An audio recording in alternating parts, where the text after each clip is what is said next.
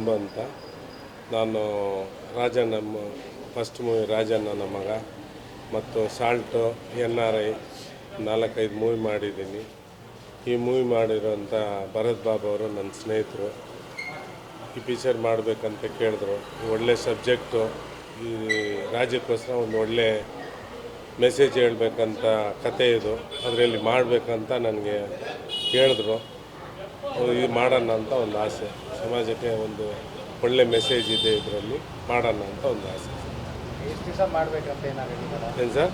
ಎಷ್ಟು ದಿವಸ ಮಾಡಬೇಕು, ಎಲ್ಲೆಲ್ಲಿ ಮಾಡಬೇಕಂತ ಏನಾಗಿದ್ದಾರೆ? ಎಲ್ಲ ಲೊಕೇಶನ್ ಬರೋತ್ತವರು, ಅವ್ರ ಮಗ ಡೈರೆಕ್ಟ್ರು ಎಲ್ಲ ಸೇರಿ ಮಾಡಿದ್ದಾರೆ. ಈ ಸಿನಿಮಾ ಚೆನ್ನಾಗಿ ಬರಬೇಕು. ಇದು ಮತ್ತೆ ಒಂದು ಅವರು ಬರೋತ್ತವರು ಸಲ್ಯೂಟ್ ಅಂತ ಒಂದು 100 ಡೇ ಮೂವಿ ಕೊಟ್ಟಿರೋರು ಇವರು.